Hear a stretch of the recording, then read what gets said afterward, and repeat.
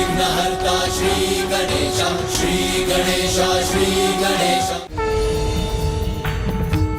हम पर कृपा करें प्रभु, हमें आशीर्वाद दे प्रभु, हमें संतान सुख प्रदान करें प्रभु।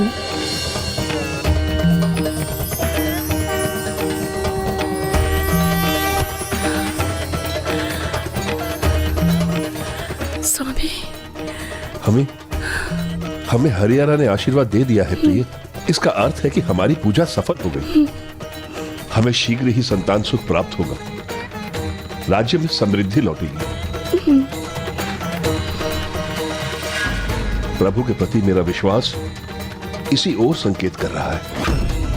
मुझे भी यही आभास हो रहा है स्वामी। अब शीघ्र ही मुझे माता बनने का सुख प्राप्त होगा, इसलिए अब आगे जो भी होगा अच्छा ही होगा स्वामी।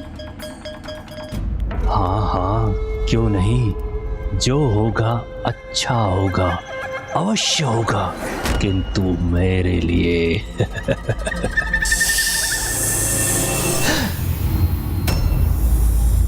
मंत्री जी,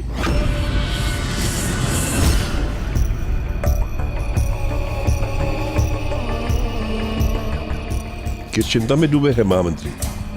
क्षमा करें महाराज, आपकी पूजा अभी अभी संपन्न हुई है और हम आपको तनिक भी विश्राम नहीं करने दे रहे हैं। परंतु महाराज, हम एक ऐसे कार्य के लिए आपके पास आए हैं जिसका तत्काल होना अनिवार्य है। मेरे विश्राम की चिंता छोड़िए, आप बताइए कैसा संकट है? पिछले 6 मास से जब आप अपनी पूजा में लीन थे, वन के पास के ग्रामों में एक नरभक्षी बाघ ने आतंक मचाया है और हम सब जानते हैं कि ऐसे नरभक्षी बाघ का आखेट केवल आप ही कर सकते हैं। उचित है, फिर तो हमें शीघ्र निकलना होगा, जिससे सूर्यास्त से पहले हम वहां पहुंच जाएं। चलिए। ये मंत्री तो अत्यंत धूर्त निकला माँ। जब वो राजमहल के भीतर राजा को कोई क्षति नहीं पहुंचा पाया, तो उन्हें राजमहल के बाहर ले जाकर क्षति पहुंचाने की योजना बनाई। हाँ पुत्र, और इस सब से अनभिज्ञ राजा अखेट पर जाने के लिए तैयार होने लगे।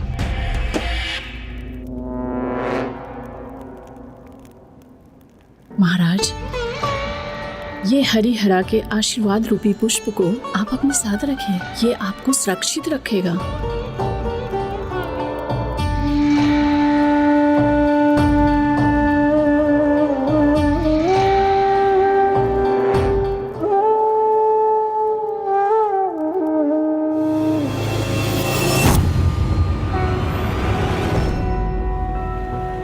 राजा को तो पुत्र प्राप्ति का वरदान प्राप्त हो गया था, पर देवताओं को अभी भी महिष की चिंता सता रही थी और वो उसके कोप से मुक्ति पाने के लिए निरंतर प्रभु शिव और प्रभु नारायण से गुहार लगाने लगे। वंदे विष्णुं भवभयहरं सर्वलोकैकनाथम्।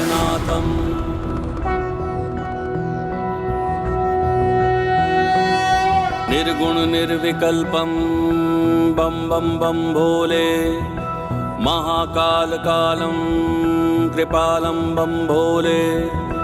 जग के हित में गरल पान करने वाले, शत शत बार नमन शंकर भोले भाले। किंतु पापी दंभी हिंसक अन्यायी, कैसे हो सकता है शिव का अनुयायी।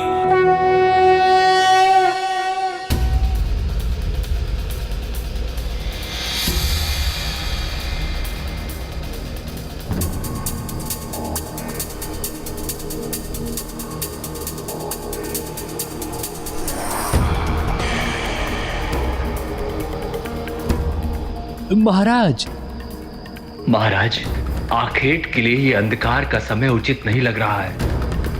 कहीं आप पर कुछ संकट ना आ जाए, क्षमा करें, परंतु हमारा सुझाव है, हमें इस समय राजमहल लौटना चाहिए और कल प्रातः वापस आखेट के लिए आना चाहिए।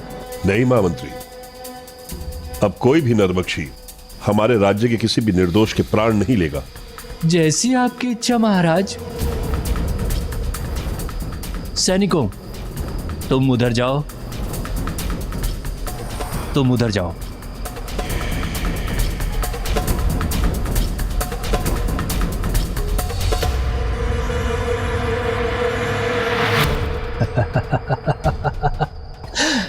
महाराज, फंस गए न मेरे जाल में।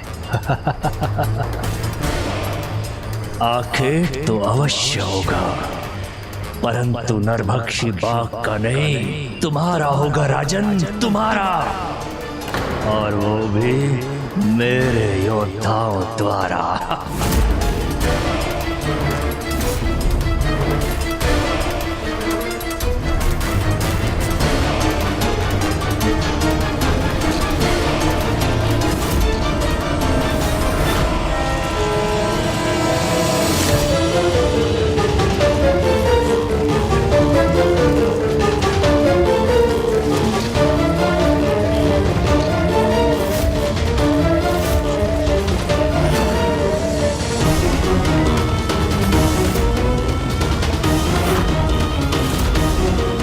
महाराज, महाराज, क्षमा करें महाराज।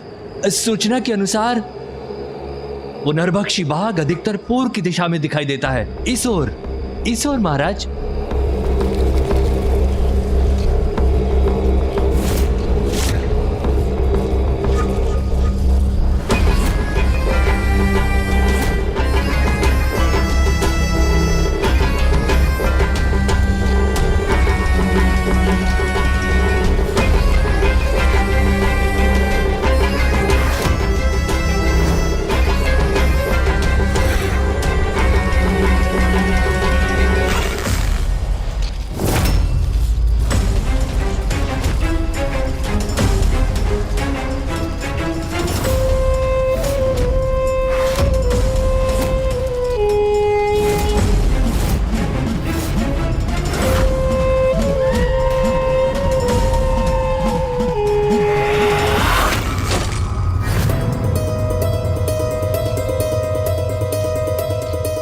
जब उचित कार्य करने चलो तो प्रकृति भी साथ देती है। देखिए, आकाश में चंद्रमा कैसे अपना प्रकाश बिखेर कर यहां हमें अपना मार्ग दिखा रही है। जिनके आराध्य हरि और हरा हो, उन्हें क्या चिंता, सब उचित ही होगा।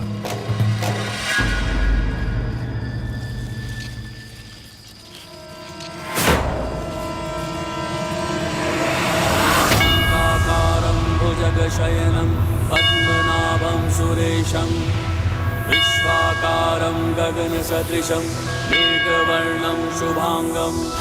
जग के हित में गरल पान करने वाले, शत शत बार नमन शंकर भोले भाले।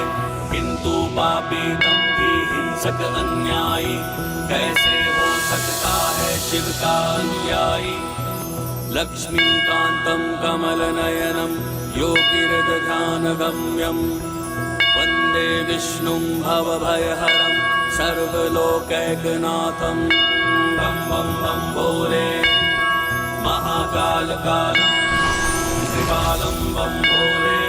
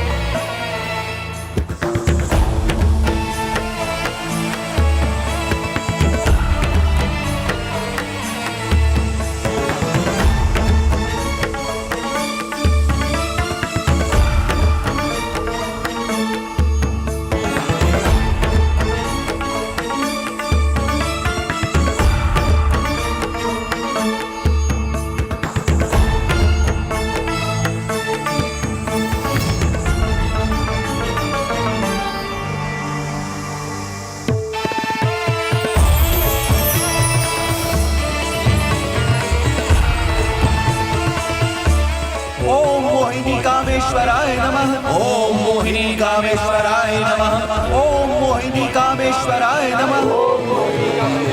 कामेश्वराय नमः। ओम मोहिनी कामेश्वराय नमः।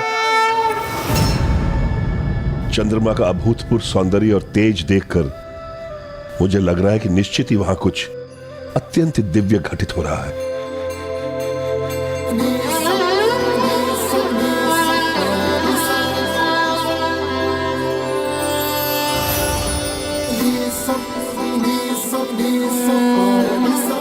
अत्यंत अलौकिक पल था वो, जैसे आज हम यहाँ ये मंत्रमुग्ध करने वाला दृश्य देखने वाले हैं, वैसे ही उस समय संपूर्ण जगत उस दृश्य का साक्षी बनने वाला था।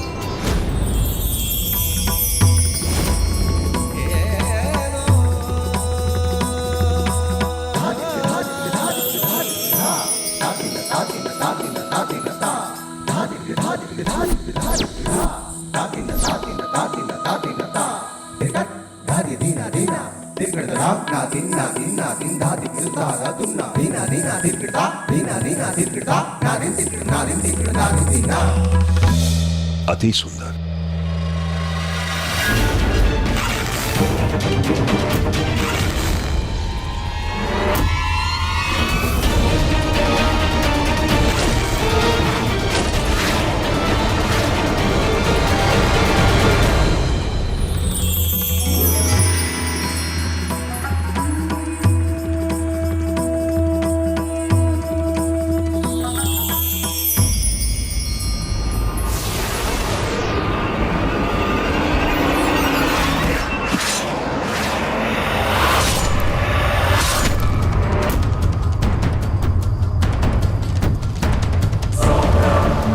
और कोई नहीं, मैं ही अंत करूंगा इसका।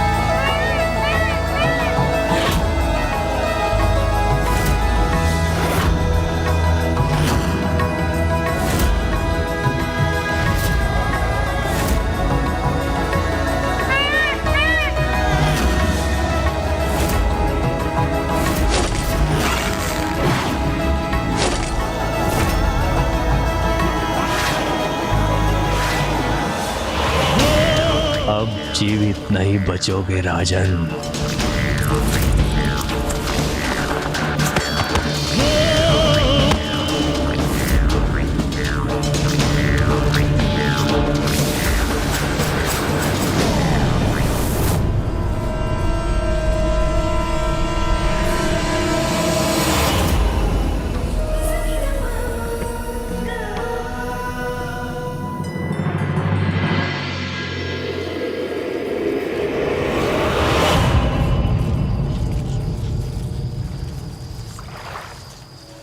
कितना सुंदर जलाशय है।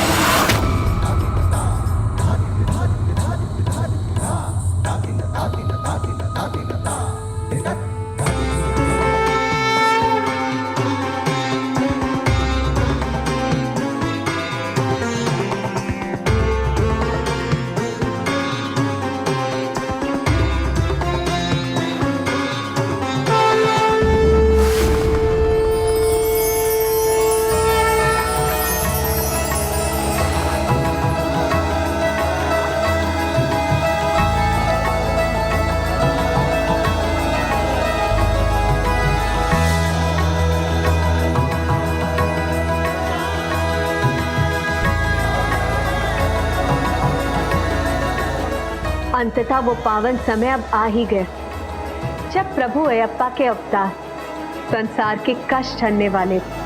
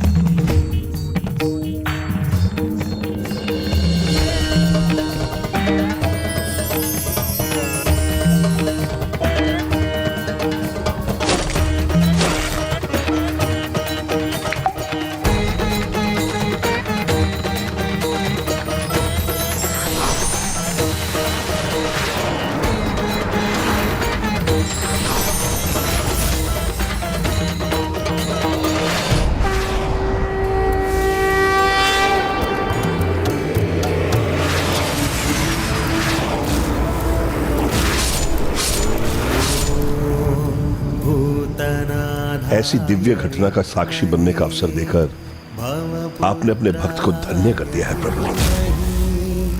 तन्नो शास्ता प्रचोदयात्।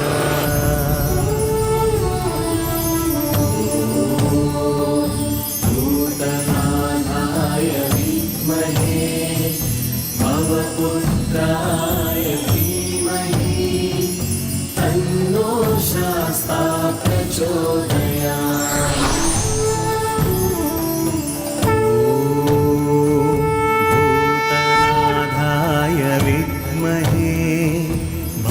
भवपुत्राय धीमहि तन्नो शास्ता प्रचोदयात्।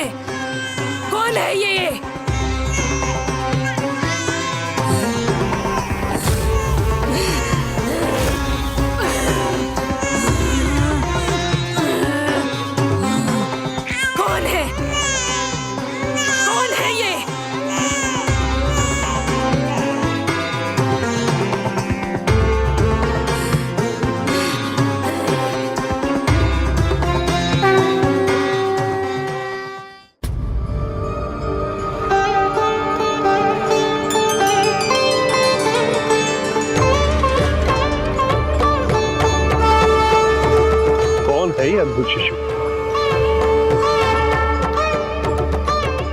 कितनी मनमोहक है इसकी छवि, जिसे देखकर मेरे हृदय में इसके लिए स्नेह उमड़ पड़ा है। मंत्रीवर जी महाराज। जहां एक नरभक्षी बाघ का संकट है, वहां ऐसा नवजात शिशु कैसे जीवित रह सकता है? नहीं, मुझे ही कुछ करना पड़ेगा। ये क्या? ये राजा तो इस शिशु पर पूरी तरह मोहित हो गया है। यदि ये शिशु राजमहल पहुंच गया तो ये राजा अपना पूरा पितृ प्रेम इस शिशु पर उड़ेल देगा और इसे अपना उत्तराधिकारी बना देगा। नहीं, इस कार्य को मुझे अभी रोकना होगा। रुकिए महाराज,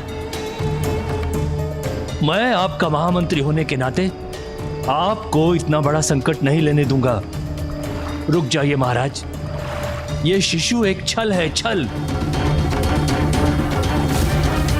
किंतु ये भी तो संभव है कि ये चमत्कार हो।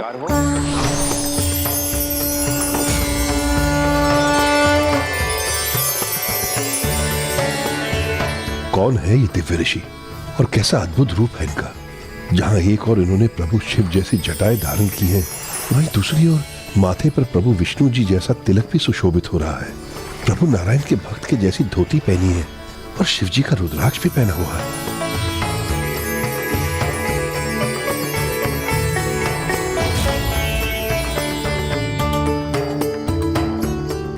महाराज, महाराज, सब और माया ही माया है। पहले ये मायावी शिशु और अब ये ऋषि। अवश्य ही हमारे किसी शत्रु का षड्यंत्र है ये महाराज। किंतु ये भगवान की लीला भी हो सकती है। महाराज, इसे पहले कभी नहीं देखा और ना ही इसका कोई परिचय हमें मिला है। ऐसे ऋषि के सुझाव पर आगे मत बढ़िए महाराज। ये शिशु मायावी भी हो सकता है। किंतु ये शिशु ईश्वर का स्वरूप भी हो सकता है। तो फिर राजा ने क्या किया माँ? उन्होंने ऋषि की बात सुनी या मंत्री की बात मानी?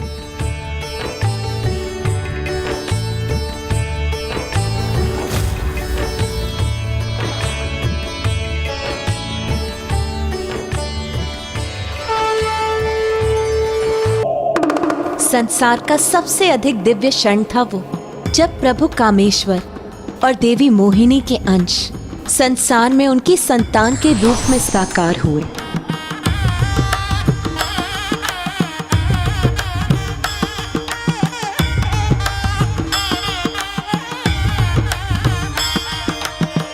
क्या हुआ पुत्र गणेश? अब तुम किस विचार में मग्न हो? माँ, आपका असीम प्रेम जो प्रभु अयप्पा के प्रति है, उसे जानकर मग्न हो रहा हूँ। वो प्रभु अयप्पा जो आपकी नहीं, महादेव और देवी मोहिनी जो भले ही किसी की भी नारी स्वरूप हो, उनकी संतान है। जगत कल्याण में निजी स्वार्थ का कोई स्थान नहीं होता, किंतु ये परिस्थिति भिन्न से भी भिन्न है, क्योंकि मेरी और नारायण की उत्पत्ति एक ही स्रोत से हुई है, एवं जिस दिव्य पुंज से हमारी उत्पत्ति हुई है, नारायण उसके पुरुष स्वरूप है और मैं उसकी नारी स्वरूप हूँ। तो फिर राजा ने क्या किया माँ? उन्होंने ऋषि की बात सुनी या मंत्री की बात मानी? महाराज, ऐसे ऋषि के सुझाव पर आगे मत बढ़िए महाराज। ये शिशु मायावी भी हो सकता है। किंतु ये शिशु ईश्वर का स्वरूप भी हो सकता है। वैसे भी अबोध बालक ईश्वर के स्वरूप ही होते हैं।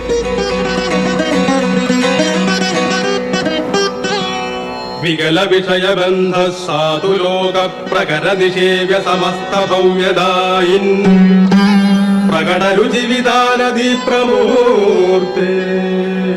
महाराज, महाराज, ये कहीं हमारी मूर्खता न प्रमाणित हो जाए। ये तुम्हारी बुद्धिमानी भी तो प्रमाणित हो सकती है। राजन, आपका अंतर्मन भक्ति भाव से ओतप्रोत है और इसका मुझे आभास हो रहा है। ये शिशु आपकी भक्ति का ही प्रसाद है, क्योंकि ईश्वर ने एक सच्चे भक्त को इसका पालनहार समझकर आशीर्वाद के रूप में भेजा है। इस शिशु को अपनी गोद में उठाकर अपनाइए इसे और इसके पालनकर्ता बनिए।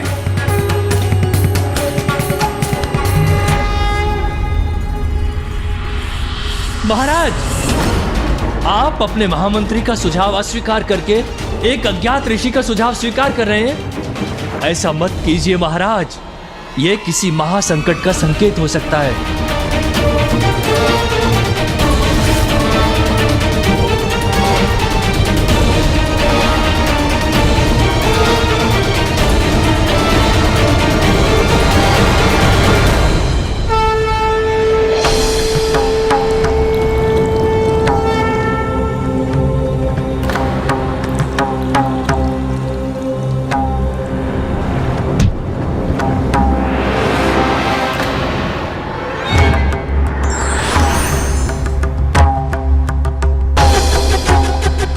महाराज, मैंने आपको पहले ही सावधान किया था कि ये एक माया जाल है।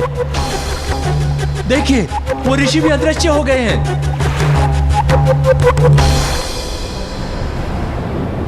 अभी भी समय है महाराज, उस शिशु को वहीं छोड़ दीजिए और आप बाहर आ जाइए।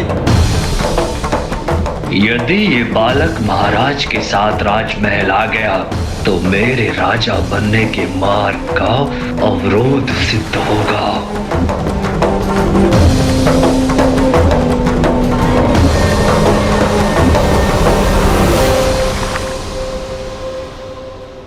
महाराज ने तो शिशु को स्वीकार किया था। ये तो अच्छा कार्य था माँ, फिर वो डूब क्यों रहे थे? व्यक्ति जब जब सच्ची भक्ति के भाव में डूब जाता है तो वो सौभाग्य का भागी बन जाता है। उसका विवेक उचित समय पर उचित कार्य कर जाता है और वही राजा राजशेखर के साथ भी हुआ। वो अपने महामंत्री की बात ना मानकर स्वयं अपनी ही रक्षा कर रहे थे। महाराज छोड़ दीजिए उस शिशु को वहीं और आप बाहर आ जाइए इस जलाशय से। ये अवश्य संकट का संकेत है महाराज, आप बाहर आइए। इसका त्याग कीजिए महाराज, हठ मत कीजिए, जलाशय से बाहर आइए। किंतु ये भी तो संभव है कि ये चमत्कार हो। अवश्य वही है ये, मेरे प्रभु हरिहरा का आशीर्वाद और मुझ पर छाया संकट मात्र मेरी परीक्षा है। ओम हरि हरेश्वराय नमः। भक्ति का एक ऐसा दंड दिया है प्रभु राजा राजशेखर को।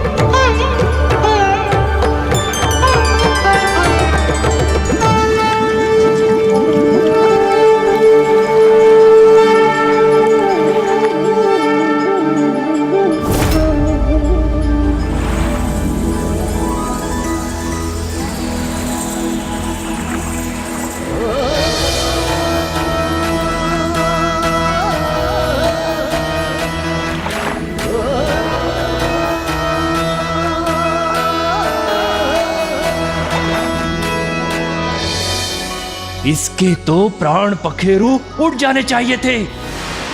इसका जीवन बचना संभव कैसे हुआ, कैसे?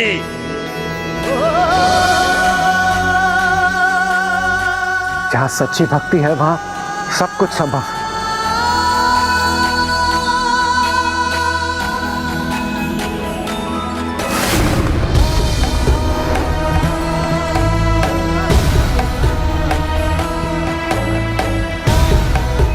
विश्वास नहीं होता, ये जल में डूबकर भी सुरक्षित निकल आया। महाराज, महाराज आप सुरक्षित हैं? अद्भुत चमत्कार है ये, चमत्कार नहीं महा चमत्कार है ये महाराज। आपको सुरक्षित देखकर हम अति आनंदित हो रहे हैं। महाराज हमारी तो हृदय गति ही रुक गई थी। जाइए महामंत्री, संपूर्ण राज्य में घोषणा करवा दीजिए कि राजा राजशेखर अपने प्रभु हरिहरा के आशीर्वाद स्वरूप अपने पुत्र के साथ वापस लौट रहे हैं। अवश्य महाराज, अवश्य। आपके लौटने की घोषणा नहीं, उत्सव होगा महाराज, महाउत्सव। अवश्य।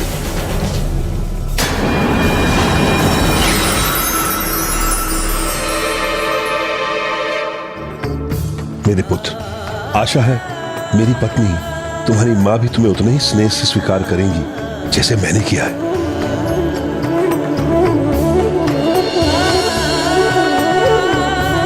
मुझे ये आभास हो रहा है प्रभु कि आपका आशीर्वाद फलीभूत होने वाला है। जिस प्रकार बेल के पत्ते को 3 पत्तियां मिलकर संपूर्णता प्रदान करती हैं, उसी प्रकार कोई तीसरा आकर हमें भी पूर्णता प्रदान करने वाला है।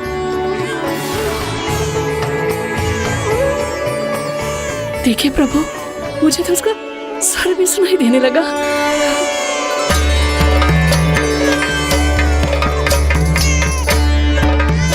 मेरा पुत्र मेरे सामने नहीं, किंतु मुझे ऐसा क्यों लग रहा है कि जैसे आप हमारी मनोकामना पूर्ण कर चुके प्रभु।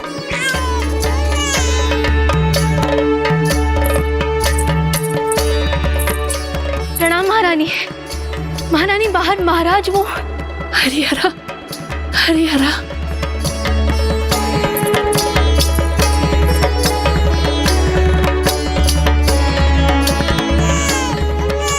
रानी की कोख से नहीं जन्मा है तो कहीं उन्हें इसे स्वीकार करने में कठिनाई तो नहीं होगी? नहीं नहीं, वो इसे अवश्य स्वीकार करेंगी क्योंकि ये है ही इतना सुंदर।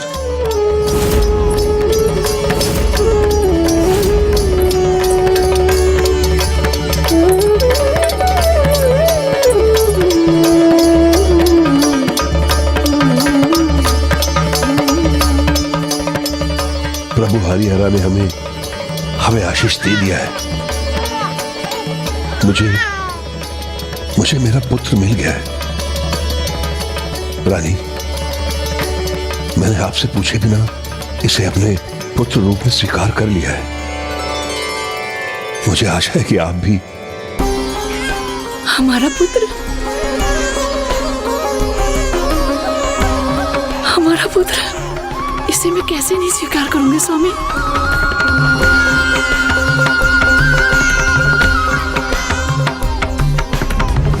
जैसे कोई भी शिशु अपनी माँ के आंचल के छांव में स्वयं को सुरक्षित और आनंदित अनुभव करता है, उसी प्रकार इस नन्हे शिशु ने रानी के आंचल में अपार सुख अनुभव करते हुए रोना बंद कर दिया। किंतु उसके रुदन का स्वर किसी अन्य को विचलित कर रहा था, और वो कोई और नहीं, राक्षसी महिषी थी। किसका रुदन है ये?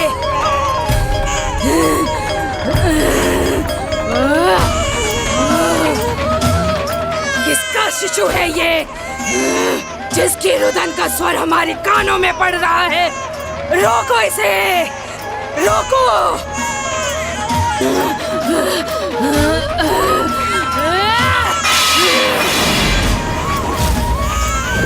मेरा आदेश नहीं सुना किसी ने? रोको उसे। हमने कहा रोको इसे।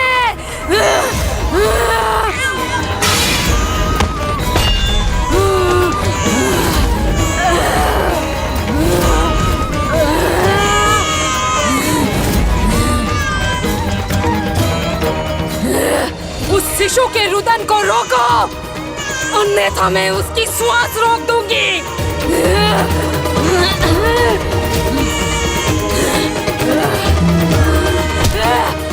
हमने कहा रोको उसे।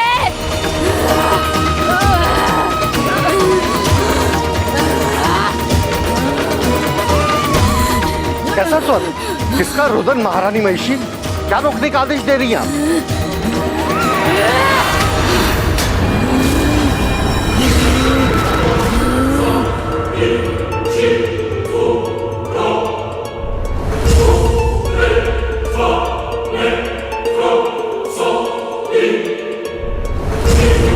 शांत हो गया वो रुदन? जो रुदन मुझे सुनाई दे रहा था, क्या उसे किसी ने नहीं सुना?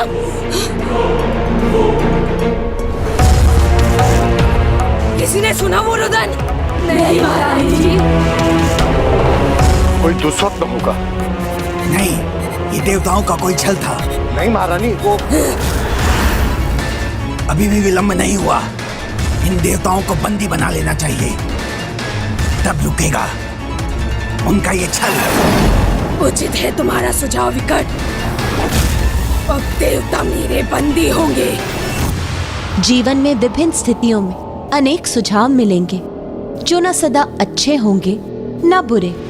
व्यक्ति को स्वयं अपने विवेक, कौशल, अंतर्ज्ञान का प्रयोग करते हुए ये निर्णय लेना चाहिए कि कौन सा सुझाव उसके लिए उपयुक्त है और कौन सा नहीं।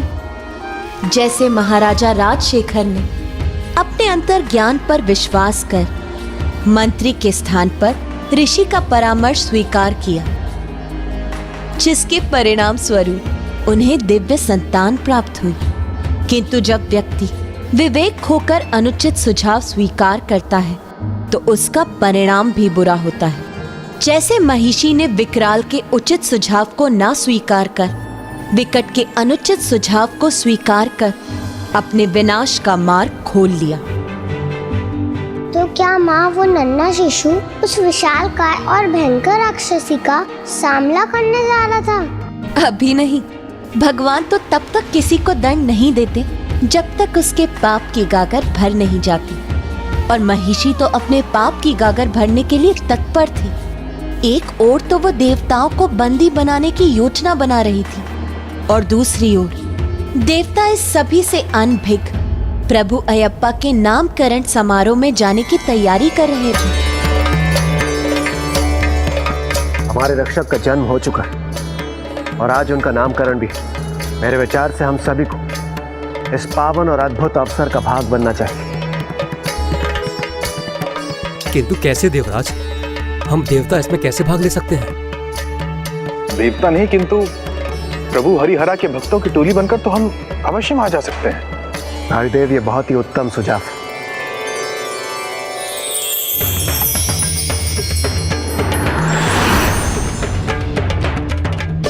हरिहरा बोलो हरिहरा, हरिहरा बोलो हरिहरा, हरिहरा बोलो हरिहरा, हरिहरा बोलो हरिहरा, हरिहरा बोलो हरिहरा, हरिहरा बोलो हरिहरा, हरिहरा बोलो हरिहरा, हरिहरा बोलो। मेरे पुत्र पर किसी की कुदृष्टि नहीं पड़नी चाहिए। देवी जाइए, अब आप भी तैयार हो जाइए। दया कीजिए इस पिता पर, कुछ क्षणों के लिए अपनी गोद से इसे हमारे पास भी आने दीजिए। जी लाइए।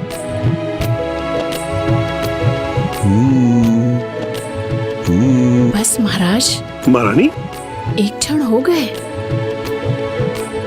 ये माँ अपने लाडले से एक क्षण के लिए भी दूर नहीं रहना चाहती। परंतु आपको तैयार भी तो होना है।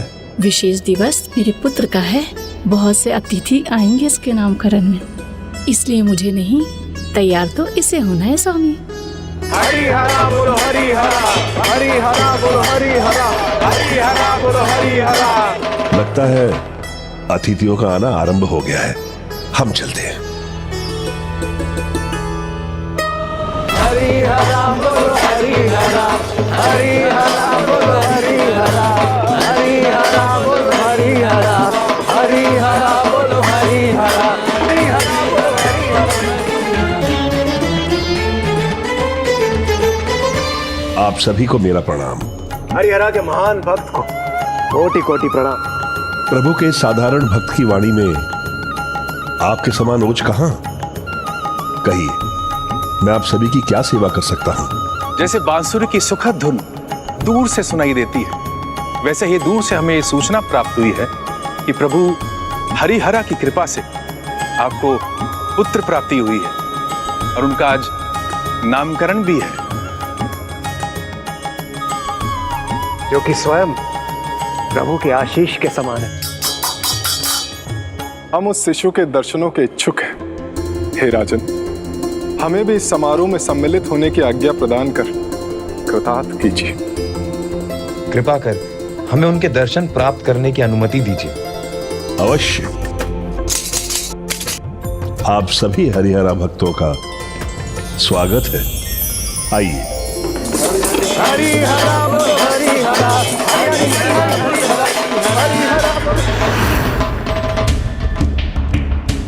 ये अकेला राजा मेरे मार्ग का कंटक कम था क्या, जो ये पूरी की पूरी मंडली को अंदर ले गया? अगर यही परिस्थिति बनी रही तो शीघ्र अतिशीघ्र ये पूरा राजभवन मंदिर में परिवर्तित हो जाएगा। नहीं नहीं, मुझे इसी नामकरण में इस राजा और इसके पुत्र का अंत करने का अवसर ढूंढना होगा। पर कैसे?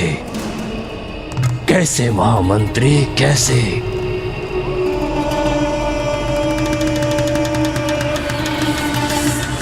माँ, महामंत्री को अभी तक नहीं पता चला कि वो जिसे हानि पहुँचाना चाहता था वो स्वयं प्रभु अयप्पा थे। हाँ माँ, मंत्री तो स्वयं उस दिव्य घटना का साक्षी बना था जब प्रभु ने राजा राजशेखर को आशीष दिया था। फिर भी वो प्रभु की दिव्यता क्यों नहीं देख पा रहा था? व्यक्ति का चरित्र उसकी दृष्टि ही बदल देता है पुत्र। इसीलिए कपटी और नास्तिक मंत्री केवल कपट ही कर रहा था, उसे और कुछ भी दिखाई नहीं दे रहा था। जबकि राजा राजशेखर दयालु, भक्त और निष्ठावान थे, इसीलिए वो हरिहरा के प्रसाद स्वरूप बालक में केवल सुख ही देख पा रहे थे। वो ये भी नहीं समझ पा रहे थे कि वो शिशु स्वयं प्रभु अयप्पा थे। ओम नमः शिवाय।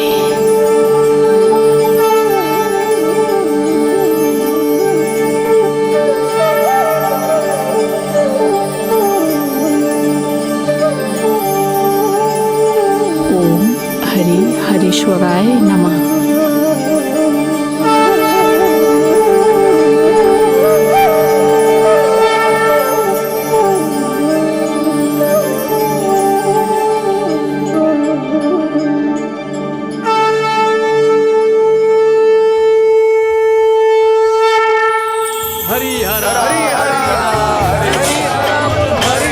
प्रभु हरिहरा के आशीर्वाद रूपी हमारे पुत्र के नामकरण में आप सभी का स्वागत है।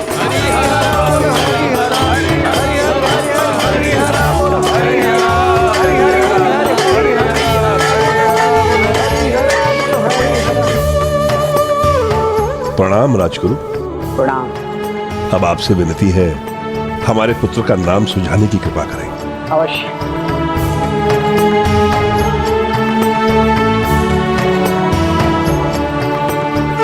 ओम गणेशाय नमः।